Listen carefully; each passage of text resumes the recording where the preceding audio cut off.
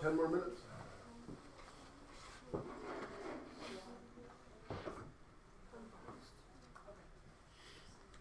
Oh, you're no. The way you were like this, I thought you were like, get it.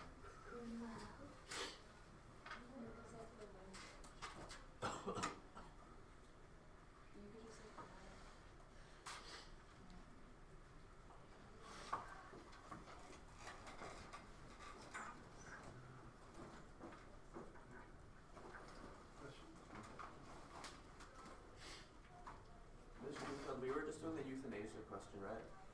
Yep. Okay. I was just giving people that. Are you done? Yeah.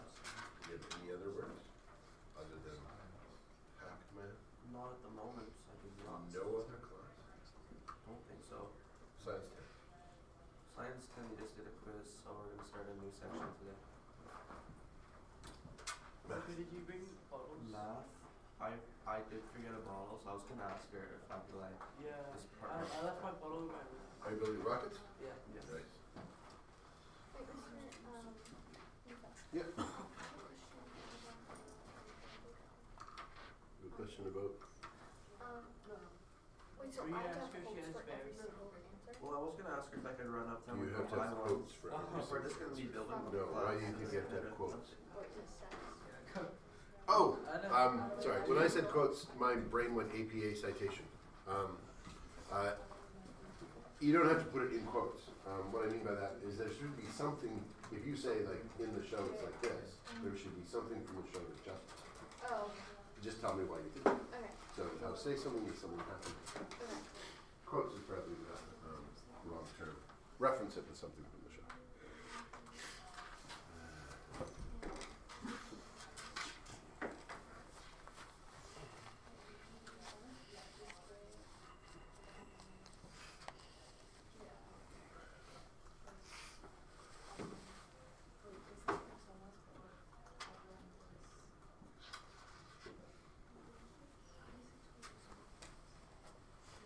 Do you need some help? What happened?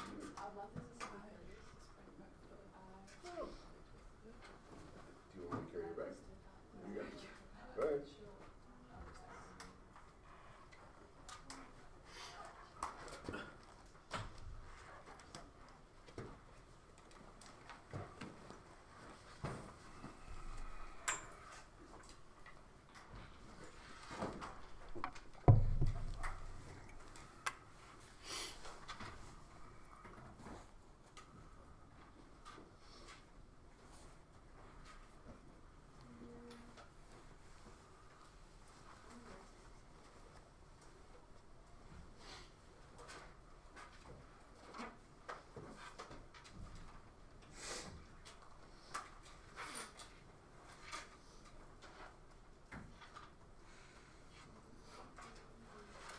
We were just working on any of the euthanasia problems up to the last one that anybody had finished.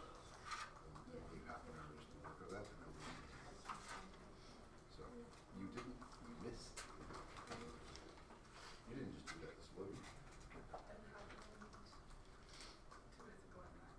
Oh, not even in the sport. Yeah, it was. Oh, it was during soccer. Excellent. Well, it always makes more sense if it's in sport. Boy, in my house yesterday, you just located his it's like, don't throw your rugby ball. Oh, rugby? No. Just randomly for fun. So, I feel if it's during sport, it's like, What do you mean? must have been playing really hard. Yes, no, yeah. Either that or, after 2 days, it's still really difficult. Or the boy who got a concussion at 3 a.m.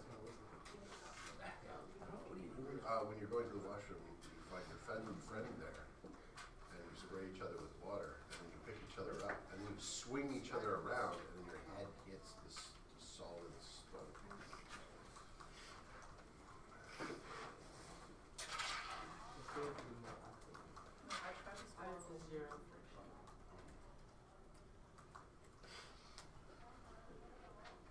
Find something other than games.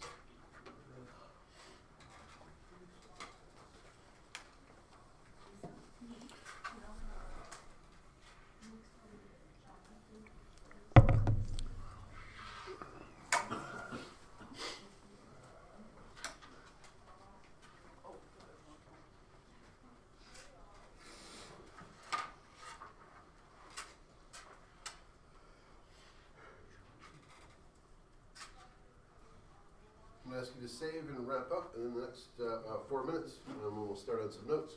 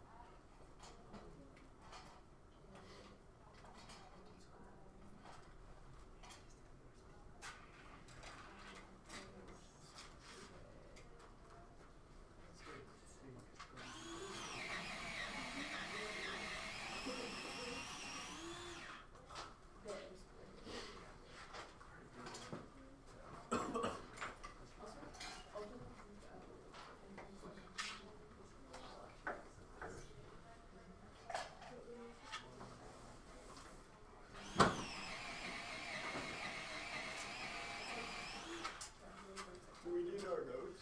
Well,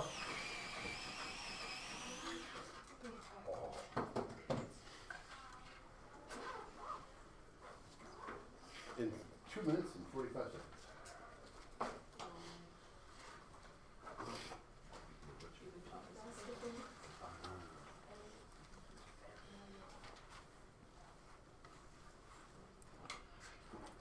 Where is it? There we go.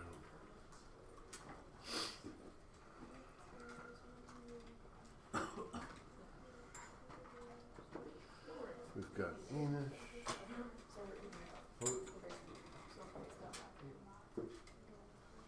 Enish, Annabelle.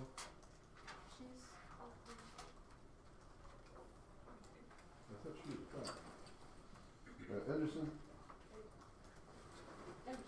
Cultivate and Head. Where's that? There he is. Archie. Ava. Good. Brandon. Casey. Felix. Hugo. Hugo. Kate Martin. Kate Watt. Hold on. Kate Watt?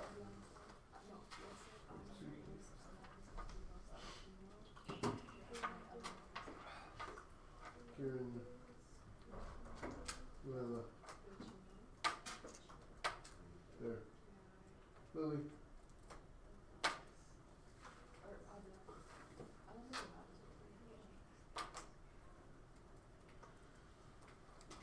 Lisa is there. Parker. Here. Jimmy. Violet. And Lynn Kay. And Lynn. Lee. Wayne. And Zoe.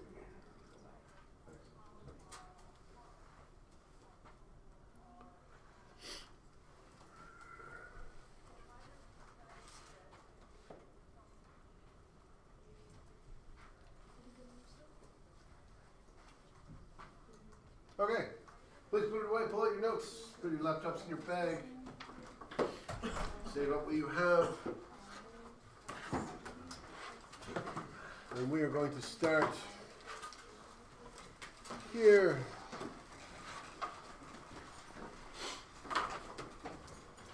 With doctor-patient relationship. Now, the last thing you may have written down, I was going to start on the abortion section, and then I realized we just did euthanasia. This is a very heavy topic. We should do regular things first before we start. Taking away women's autonomy and autonomy, or dealing with life and death and different competing rights. And having doctor-patient relationship, and then maybe personhood would probably be better. We'll go back to it. And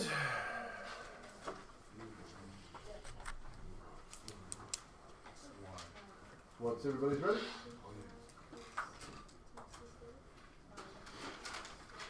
laptops away. Okay. Lisa. Excellent. Notes out. Now, I've been telling this next story for about a long time, over a decade. And not only in science and ethics, I started in biology 12 when I would teach different systems, and usually I had people that had a particular career path in mind. And it's weird to me that it's actually only changed, the class response has only changed in the last 2 years. So, if I've got everybody's attention, listen to the following story, then just answer the question. The story is not very long. It was a dark and stormy night. A man, a father, is driving home with his son. As they are driving along, lightning flashes and they see a deer in the middle of the road. The father swerves, unfortunately hits a tree. Emergency crew arrive, take the son to the hospital. The father is pronounced dead on scene. At the hospital, the son is rushed to the emergency room, then rushed to the operating room, and when his face is uncovered, when the doctor is about to operate, the doctor says, "I cannot operate. This is my son." How is that possible? It's his mom. Yes, his mom.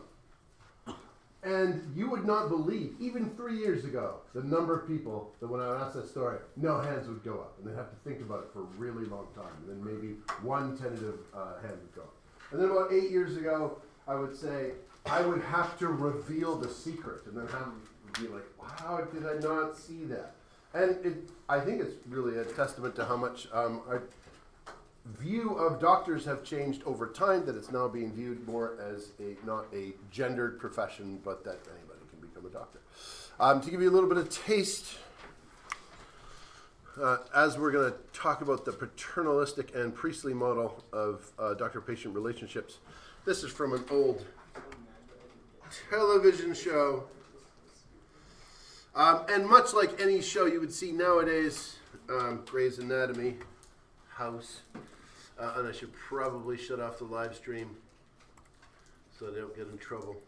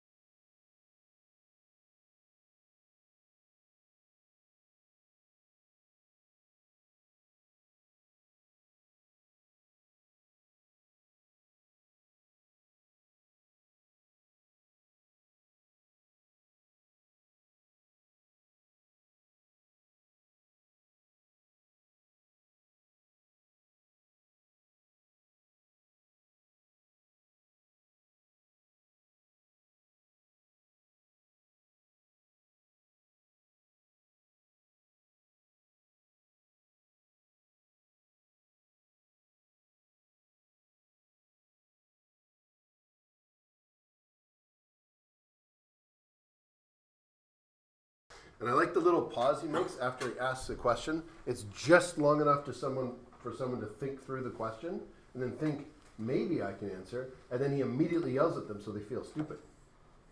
Fantastic. Example of the paternalistic or priestly model. Paternalistic, it means, and we've discussed this already and sort of semi-defined it, policy or practice of treating or governing people in a fatherly manner. Like the head of the household. So, this is on the old nuclear family model in which father's in charge and owns the family in some sort of metaphysical sense. Provides for their needs, but they don't have rights or responsibilities.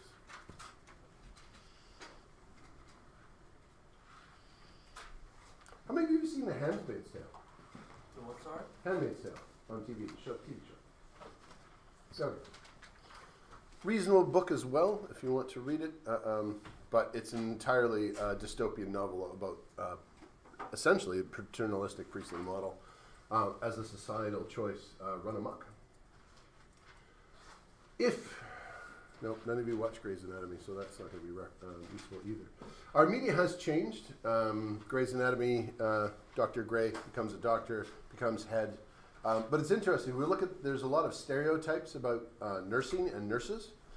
And now that we have TV shows with female doctors instead of just being nurses, a lot of those stereotypes have actually just moved up into the doctor realm. They weren't in with doctors before. They were considered to be a nursing stereotype. And now they've sort of just moved it around. So it's not quite as progressive as we would think. But I do like that example about the surgeon has changed quite a bit. So this is a doctor's orders times.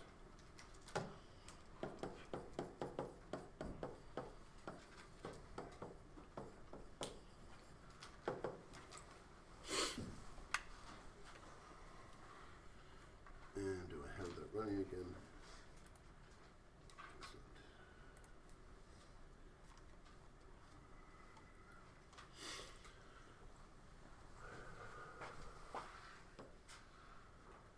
So, in any doctor-patient relationship, and all of these are going to examine the following things. First of all, in a doctor-patient relationship, who has all the knowledge? Yeah, the doctor, obviously. Whose body is it? Rhetorical. Go again. The patient? The patient's. And so there's always going to be that balance of power. And so what does each side get to do with that? So in a paternalistic priestly model, the doctor is the one who has control of the entire relationship because they make all the decisions, and the patient's role is just to follow the orders.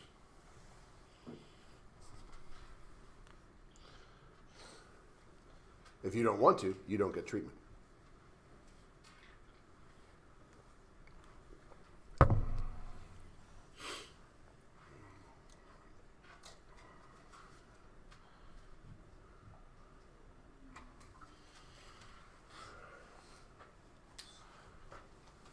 Now, is there a doctor that we've seen recently that perhaps follows the same? The one in house? The one in House. Literally Dr. House. How many of you would like to be seen by Dr. House if you went into a hospital and you had a life-threatening illness? One hand, two hands, and some more coming up. There's something strangely compelling about someone, even if they're a complete jerk, who knows what they're doing. But he seems to like not be a jerk the more you kind of study him, because he's like, he like starts to build like emotional relationships with these patients and like actually will lie to people to like save them. I mean, he saved that woman's life by lying to the transplant committee. And the idea that someone will, I'm going to do a little segue here to AI and cars. When you're programming a car,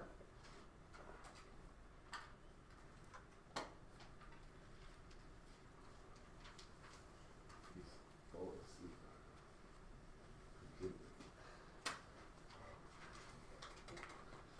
That wasn't too cruel.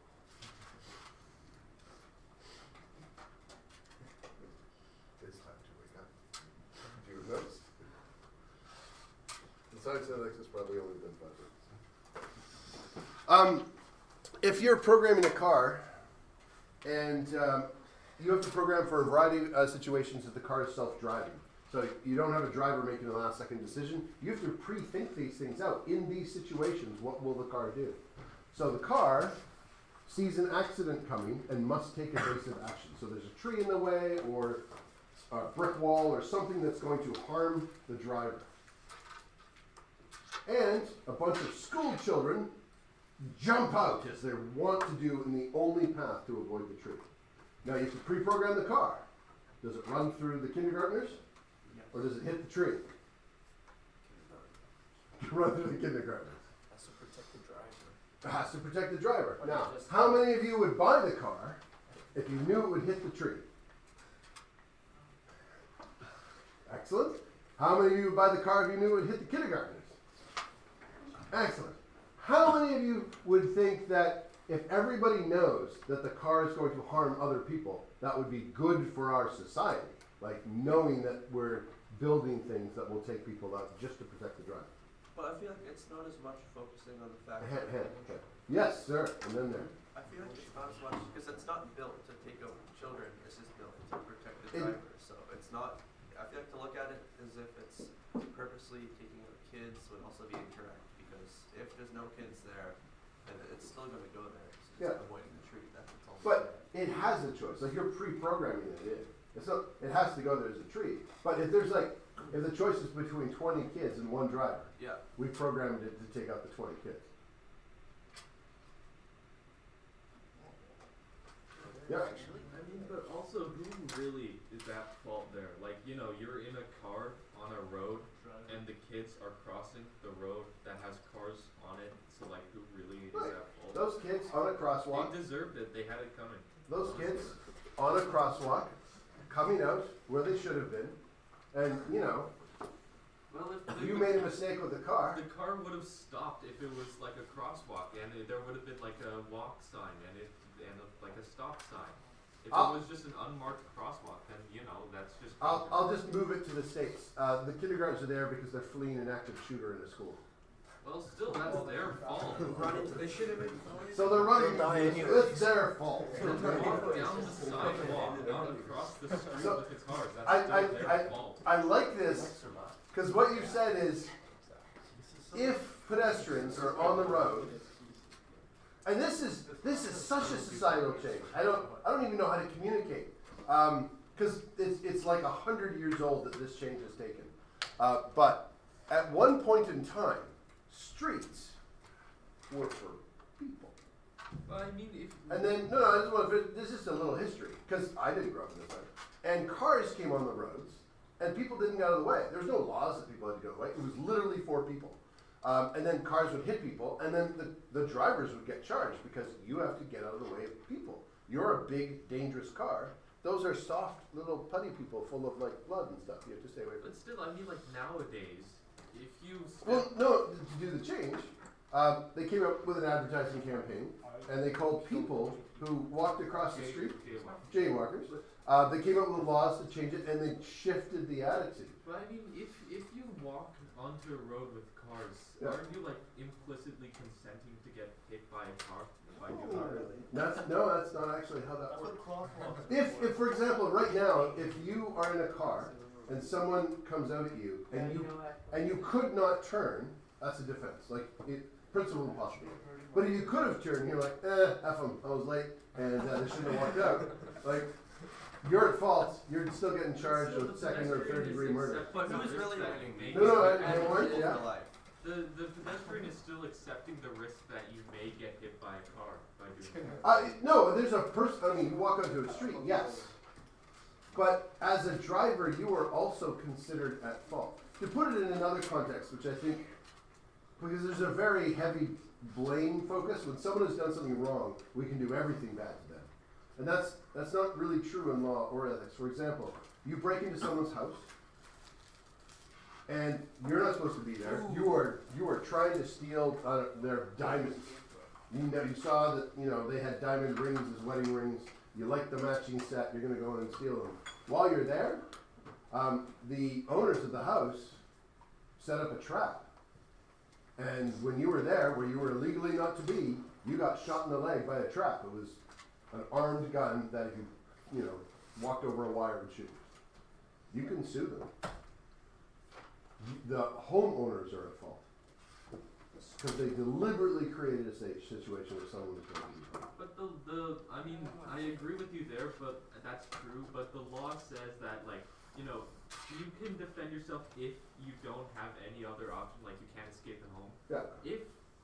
I mean, I don't think anyone would set up a trap. I think they would just use the gun, like, in home defense regularly. But, like, Well, no, and that's not even true in Canada. if you purposefully, like, I mean, you don't tell this. If you purposely set up the location of the firearm and the location of your bed and whatnot, so that you don't have an escape, and you must go through, like, where someone would, like, go to steal, or like an important corridor, and the person is there and blocks your way to escape, could you, in defense, like, shoot them to escape? Ooh, I want you to hold on to that. That is almost identical to an analogy that was made in a famous paper on abortion. So, if someone is blocking your escape and you're going to die if you don't escape and for whatever reason they're stopping you, would you say that you'd be allowed to kill them? Yeah. Okay.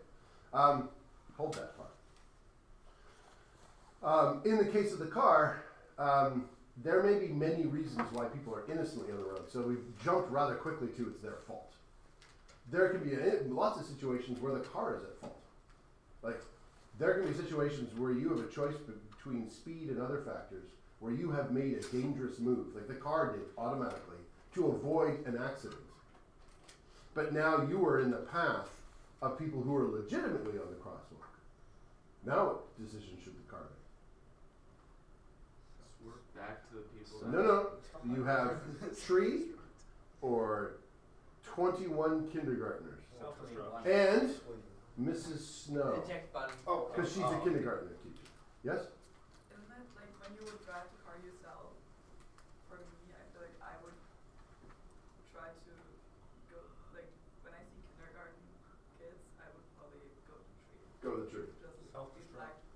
like, One, hope your seat airbag works and your seatbelt works. so I feel like the car would do the same thing. Well, at this point, you have to program the car to figure out which one to do. And that's one of the ethical concerns, is that they have found almost nobody will buy a car if they know in advance it wouldn't go through the kindergartens.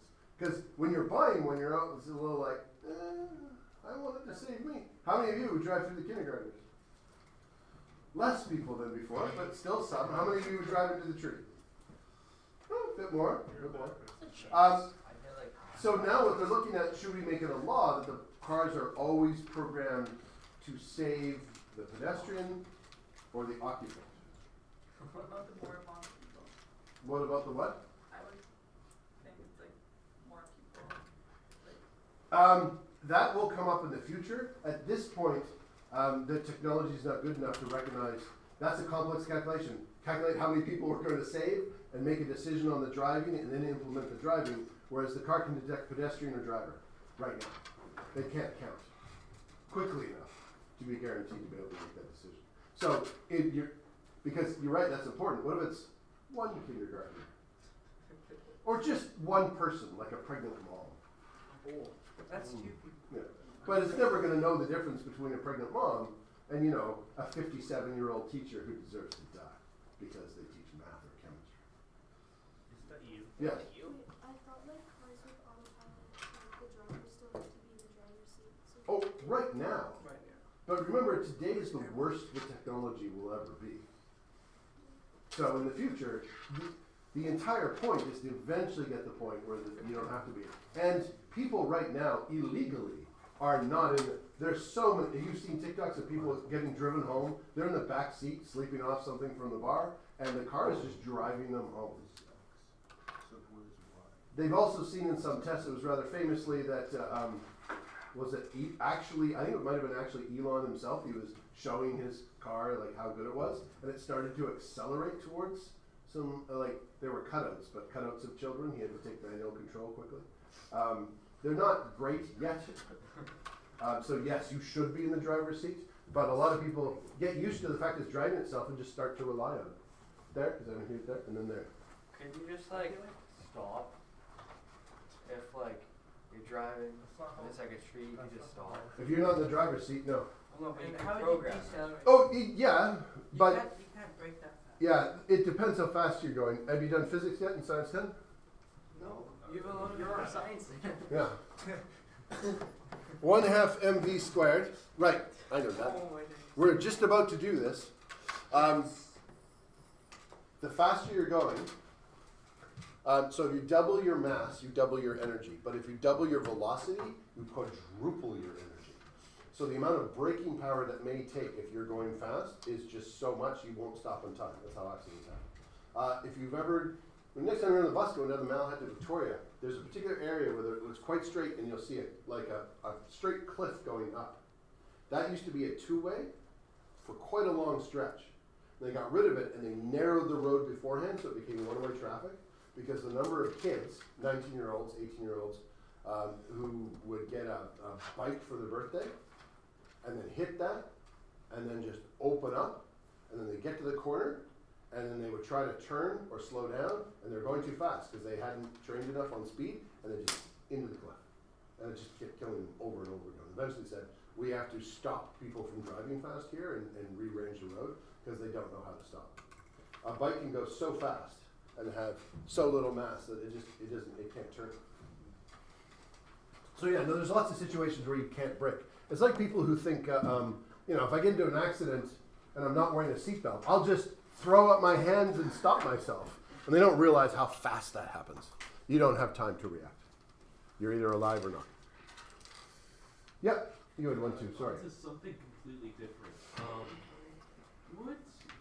Back to the 57-year-old teacher versus the pregnant woman. Would Yeah. the pregnant woman I could take the pregnant one.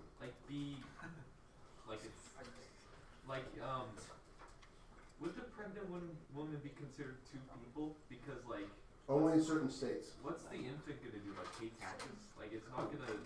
It's like in raising a child to college, like on average costs around $300,000, and the 57-year-old probably is worth much more than that. So The age-old question is, are older people worth more because they have wisdom, and they've invested more in the system, yeah, because or they're a teacher. these little babies here in the classroom? Some of them, like Archie, are not even paying attention. He's doing some weird punching motion. Like just babies. They have all this potential. You could literally become almost anything. Well, you can't become a ballerina because you'd have to be at a ballerina school and you have to have been training since you're 6 years old. So that is fast. And probably none of you are going to become a famous mathematician because that would have started much earlier and you do all your best work before your 20s. So that's fast. But, there's still lots of other things you can do. For me, way more things that I'm never going to be most of anything. I could still be a meth dealer, but that's still chemistry. The 57-year-old, he's already got assured a job as a good teacher. Because old people usually don't go into jobs as bad teachers. They're good teachers, like professors and stuff like that. The infant's just an infant. There's no assured that they're gonna become a good person. They're probably gonna work at a McDonald's or something and pay less taxes. Okay, little worried about someone who works at McDonald's isn't contributing. I really rely on the people who work at McDonald's. We need to see. And in terms of the amount of abuse they get, they should be paid a lot more. Yeah, but still, But regardless of what they're going to be, the age-old problem is: do you value the potential or what they've already done? And I would caution you in saying, if you're already a 57-year-old teacher, you're probably good at it. You have not known many teachers. So many of my graduating class wanted to become teachers and then went into a variety of systems solely because they wanted the summers off. And just so you know, teachers don't get paid for the summer. I do see it you get paid for your summer off. No. You get paid for the 8 months of the year that you teach. The wage reflects that. If you worked an extra 2 months in any other job with a similar degree, you would get paid more. Some school districts will just reduce your pay per month so they still pay you in the summer so you don't have to think about saving. But I worked for a school in which they just paid you for those months, and if you didn't save up for those other 2 months, too bad, you starved. Like, you gotta know how to save your money. But some people just want a job where they get a longer holiday, and that seems to be a big one. It was the second most deluding thing that I ever experienced in my life, when I thought, like, people don't go into this because they just want to teach. Oh, I was going to ask you that question. What principle does this violate? Sorry, yeah, I meant that to be a question. I do have to address this one. Fallacy of expertise. There's a tendency, if you're an expert in one field, to assume, and this is just a common human bias, that you're also an expert in other things, because you know so much stuff. It gives you a false sense of importance about other stuff. If you're a doctor, you're not an expert in ethics. You're not an expert in social work and what should be done to help patients in terms of their personal lives. You're not an expert in law. A lawyer's not an expert in medicine. And doctors, I often see it turned the other way around. Like, if you're a doctor, say, this made it on the news like a year ago, where someone was, I think they found out they were a doctor of anthropology and they were making fun of them. You're not a real doctor because you can't heal people. Does anyone here not know what a doctor is, like as a term, as a degree? Everybody knows? You can be a doctor in anything. You first get your bachelor's, then you get your master's, then you keep studying and you keep learning, and then eventually you can become a doctor. What do you have to do to become a doctor in a different field than medicine that makes it different from a master's or a bachelor's? PhDs. Yeah, what is a PhD? Like, what do you have to do to get that? You have to make a really long thesis about a topic and do stuff about it. What is a thesis? A really long thesis? An essay, basically. You write like a 40-page essay about a topic that's in your category that you're interested in. And what's unique about that essay? Because you're right, but it's not just an essay. Probably you could write a 40-page essay now. You're doing research about it. You're like actively doing this stuff. I think I know what you mean. I think the word research, I'm not sure. Like you're Like no one has done it before. No one has done it before. So if you meant that, great. Parker, is that what you're going to say? I was gonna kind of ask a question. So does that, like, if you have to like contribute something new, does that mean at some point there will be no more, like, you will not be able to become a doctor at some point because everything will be found out? You might think that. There was a time in which physics was legitimately worried, like, there's no more physics. We know everything, and there's a few little areas we have to clean up, and then we'll be done. And then little Einstein came along, and he said, by the way, your entire theory is wrong. And then, was it Wittgenstein? There's a philosopher who expanded on this problem. oh the And he said, Disciples. a theory of, say it? The theory of knowledge. I forgot what it's called. There's like disciples. If you know this much, then you have, this is a visual, that many questions, let's say. Like, you know questions at the edge of your knowledge. But if you expand your knowledge, you actually end up with more questions. And then take this not to be a two-dimensional representation, but you have it around the sphere. And the more knowledge we have, the more questions we end up getting. So I don't actually know. There is a whole area of math philosophy that deals with, there might be actually impossible to answer all questions. Because is the thing that is the universe actually possible to contain all the knowledge of itself? Because that would require, perhaps, all the computing power of the universe. That's a different conundrum. But, you know, on a strictly Newtonian level, could we know everything? Maybe. I don't think that'll be for a while, though. So if you're a doctor of anthropology, you have contributed to human knowledge in that you've researched something about human beings. I know someone who they got their PhD. Well, I know someone, he was my lab TA at university. I thought he was a real jerk, but then I learned he was just actually really sleep deprived. He spent about 4 years just building a box. It's a box, it was about that big, and he just built it. And then when he built that box, he built another box around that box. And then around that box, he had that box. And eventually he had a room that was just a big box. And what all those boxes did is that they canceled all the force coming into that room of vibrational force. So if there was a truck going by the university, it wouldn't register inside the little box inside. And then when he was completely done after that, he ran his experiment, which was to test something, I don't even know. And lasers shot around and they had to be absolutely stabilized.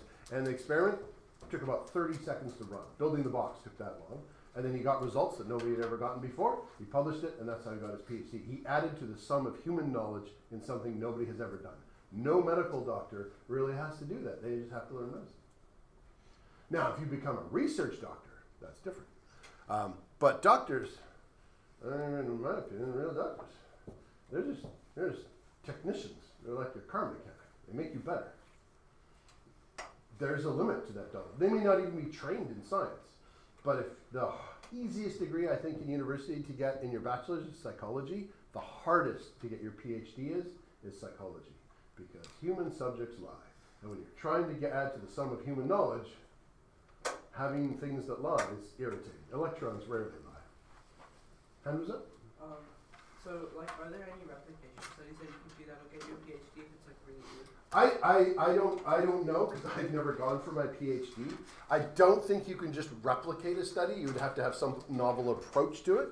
So if you, like I know for chemistry, if there was a study, like something that was done, you wanted to confirm it, you couldn't just replicate it. You could say, I'm going to confirm it. They confirmed it this way. I'm going to confirm it this way. And that actually would add to the sum of human knowledge.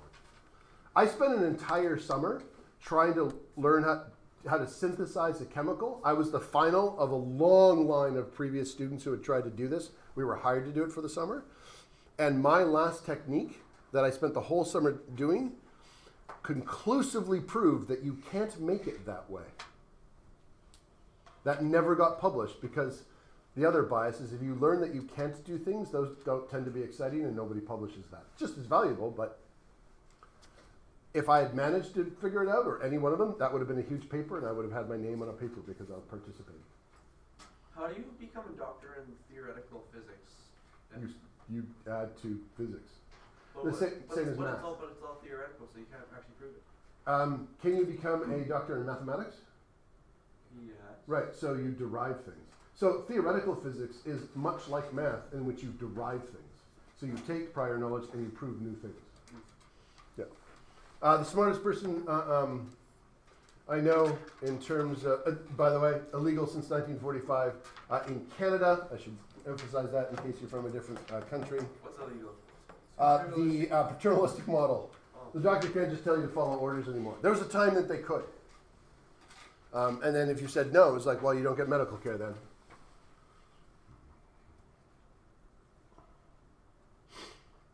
What's right now controversial is can doctors fire patients?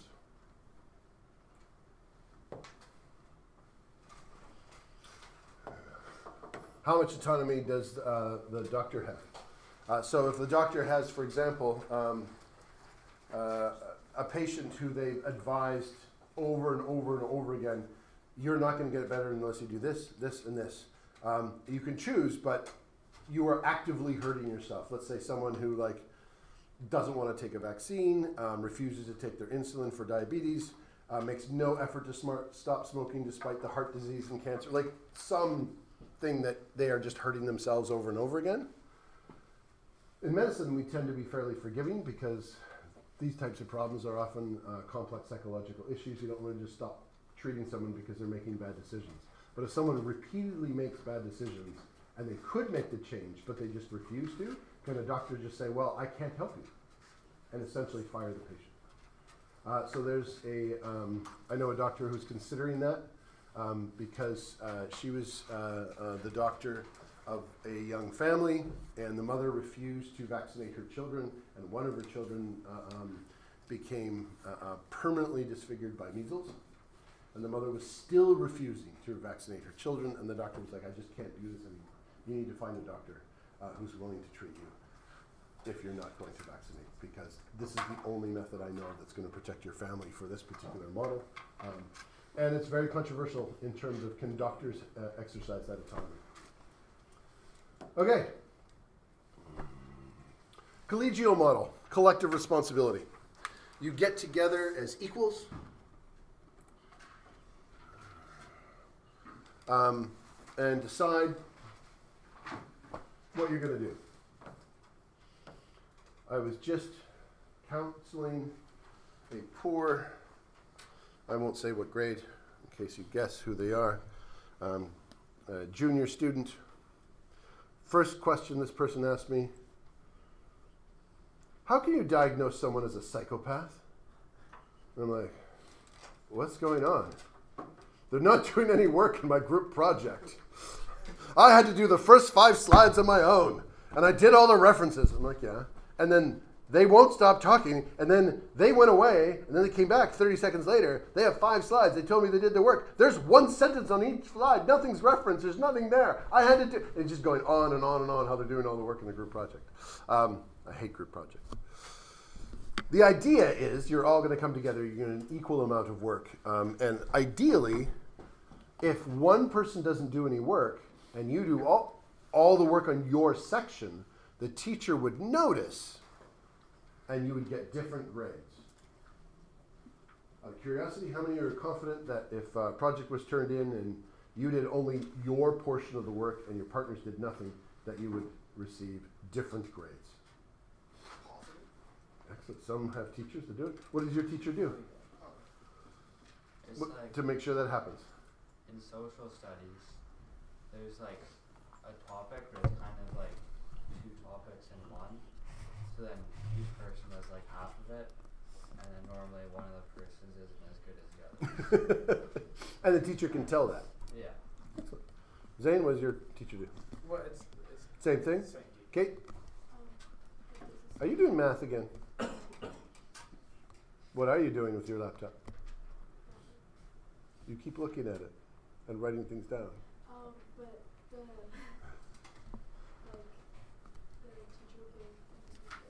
the teacher will How do they know? Or how do they set it up so that will happen? They just look at the work and they just know. I'm not. Trust me. I'm asking the question because I genuinely want to know, and I am extremely bitter because every group project I ever worked on, including university, felt deeply unfair. You have to put your name on the slide again. Oh, excellent. Good technique. Any others? Ooh. Now, socially, you're working on a project. Your partner hasn't done very well. You want to do well. Your teacher hasn't told you to put your name on the slide. What if you put your name on the slide on anything you worked on, even if it was supposedly the other partner? That feels like snitching. That does feel like snitching. What's better about this model, the collegial model? So we'll leave aside any problems of people not doing their work. What's good about this model compared to the previous one? Patients have more autonomy. Patients have more autonomy. It's respecting the patient autonomy. They're coming together as equal partners that focuses on the health of the patient. What are they assuming? Or They're assuming the patient has the same knowledge. assuming the patient has the same knowledge? The patient may be, even if the patient's a doctor, they have a vested self-interest that's probably going to change things. Actually, I got a little clip for that later. Are a doctor and a patient equal partners? No. Why not? Yep. Usually the doctor knows more. Doctor knows more? Yeah, the doctor knows more and has all the medicine and all that. They do the Sometimes sitting in a doctor's office sounds like I'm listening to like an old science fiction movie where they just make up science sounding words. I don't know. I have a biochem degree. The doctor does pretty much all the work. Doctor does all the work. They do all the knowledge, they do all the work, they're doing all the checking. So there is an imbalance of power that's not recognized in this. This is not equal partners. So recognize autonomy, assumes a balance of power. Doctor has more power. Oh, we didn't mention this. What is the interest of the doctor in treating you? He gets paid. He gets paid. I like how you said he. Oh, They get paid? She gets paid? Any one of them gets paid? The person who is called doctor gets paid? Doesn't matter your model. If you're a U.S. model in which it is insurance or direct payment, if you're a Canadian model where it's paid through the taxes, they're all getting paid. I was excited to learn, not excited, but I was a bit relieved to learn one of the problems in more rural communities like this is getting doctors who want to live here. All the doctors want to live in Vancouver, so, but they get paid kind of the same no matter where they are. So there's not really an incentive for a doctor to work in like Duncan. Who wants to work in Duncan? Come on. So they want to live near a city too. So really far north, they'll actually give extra money to people, like if you're willing to be a doctor.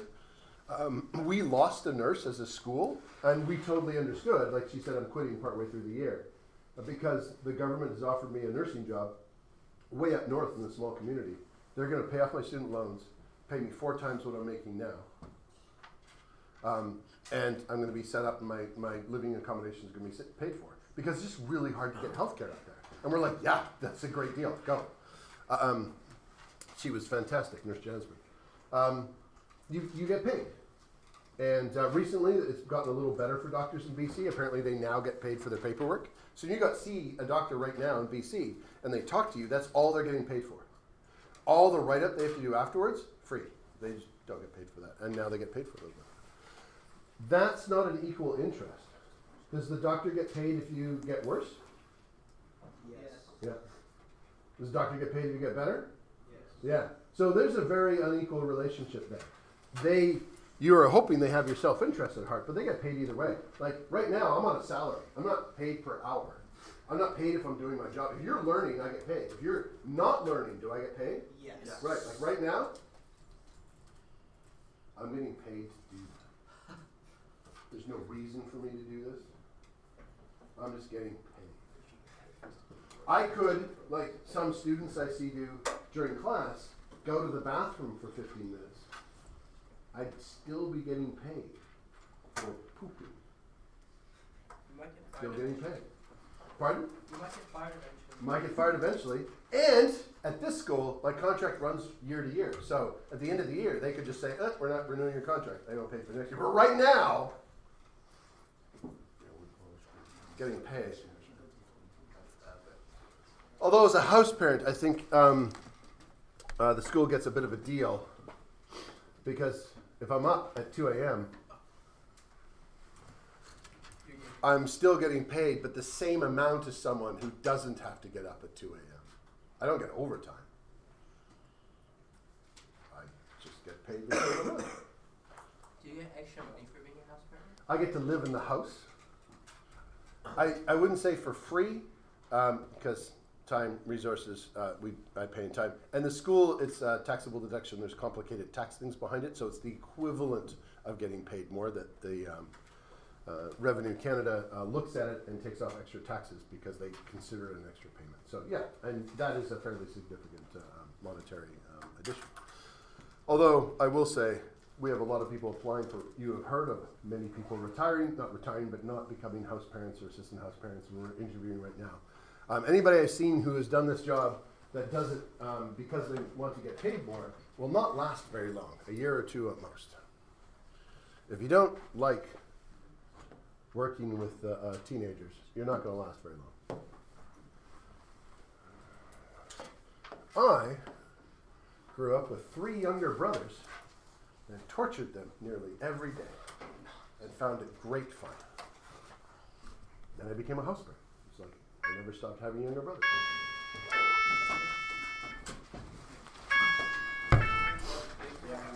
So we'll finish this off. We might not finish this off next day. We'll see what we have in plan for Saturday.